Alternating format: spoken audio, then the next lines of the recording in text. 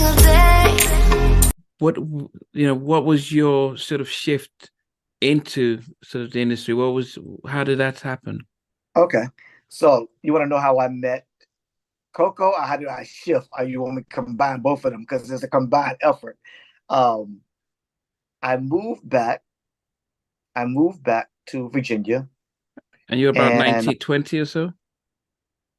20 because I Okay. only stayed almost about a year and a half. I didn't turn 21 yet. I was 19, and I was working in a telemarketing company. I just started working, and I was still in the church, but I was just working a lot for finance companies. I always had a job. I always was getting fired from a job, always because hours, always on my phone, you know, late, all those type of things young folks do. But fast forward a bit, as I got older, maybe like in my late 20s, early 30s, I was working at a telemarketing company and we were representing American Express. So this particular department was for the elite clientele. So we would call customers and update their demographics. One of the customers that I called was Cheryl Gamble and Coco. And of course, I verified her address, make sure what she says she's making still the same because it could be more. Verified her phone number, still the same. Excuse me, all those type of things. Just those basic things. And at the end of the conversation, I said, I want you to know I know who you are. She said, you do? She said, who am I? I said, you Coko from SWV. Started laughing. And she was living in Jersey at the time. She was living in Teaneck, New Jersey. It wasn't a year or two later that I met her at a concert. So at the end of the concert, I went up to introduce myself to her.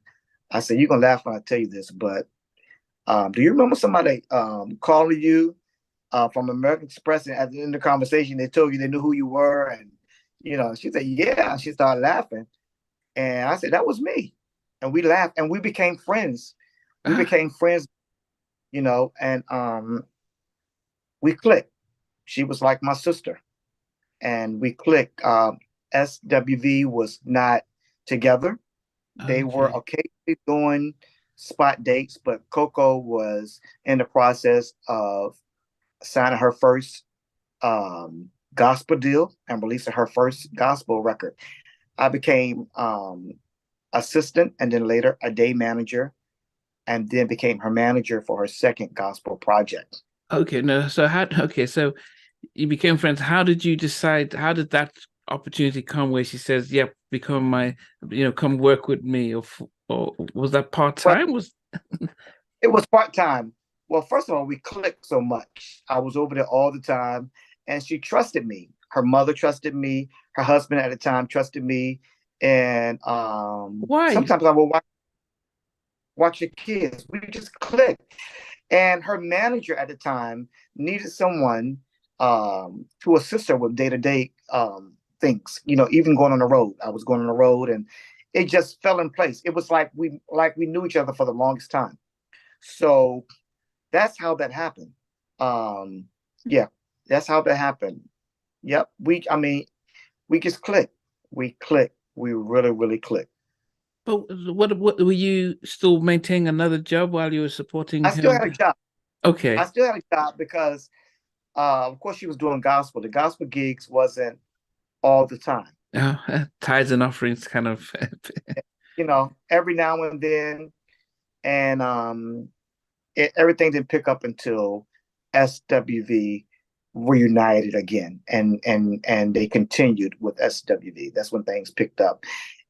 During that time, after I became the manager for her second album, um, her other manager had left, and I just kind of took up took up where he left off with managing her, and then with SWV. it wasn't supposed to be a permanent thing. It was supposed to be only temporarily.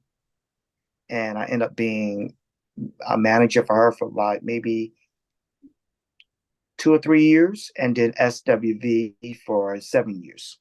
Wow. Yeah. Mm-hmm. Was that in your cards? Was that something that you thought about that you wouldn't mind doing, or was it something that you just stumbled on it and just said, "Okay, I'll just keep doing it"? It wasn't in my cards, but I would tell you, I've always been a leader.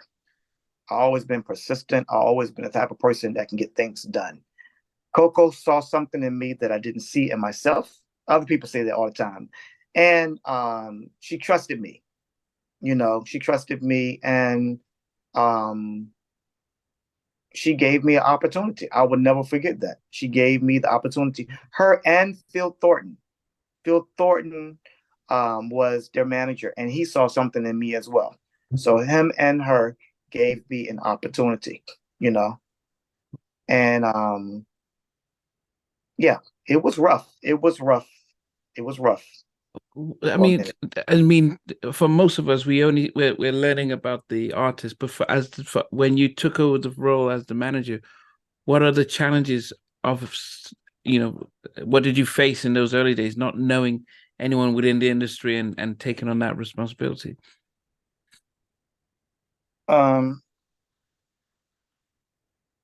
You have to know Coko, because Coko is the only child, and if she don't want to do something, she's not going to do it. But if she want to do something, she's going to do it. You know what I'm saying? Just that's just her personality. Can you pause this for 1 second? Because I thought I had let me know when you.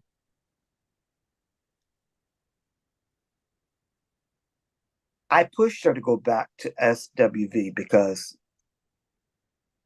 that's where her bread and butter was, and that's where the fans was going to receive her the most. Because in gospel, during that time when she was doing gospel, Dave Hollister put out a gospel album, Kelly Price. And some people in gospel were not nice, whether it was radio announcers, program directors, artists themselves, some of the churches, they wasn't receptive for gospel coming over.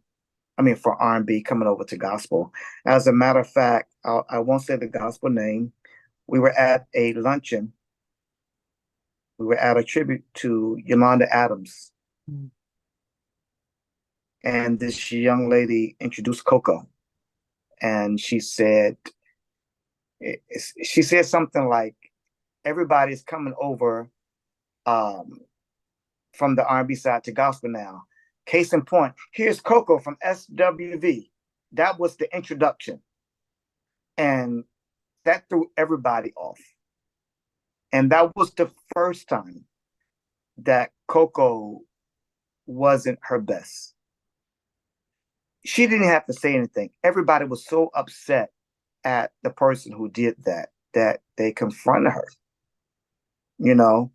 and, it was a lesson learned, and I think over time she realized, in spite of everything, the challenges with SWV, she knew that her fans on that side really loved her, and they really wanted SWV to get back. Hey guys, thanks for watching. Thanks for being a part of Halftime Chat. Please remember to subscribe, share, and comment. But most importantly, why don't you become a member of Halftime Chat? We've got amazing videos, amazing perks, and being able to support the channel. But anyway, thanks for watching. Take care. I never participated in that category. And somewhere in between us, or even loving us, on which I did miss you. What was it like growing up? She's still making an impact on 4 houses down. I have a pieces. trying to get this one and that one. That works for you, but just for me, No. Okay. They don't understand what Joseph Boys winning all spirits. Play it. I love all different genres.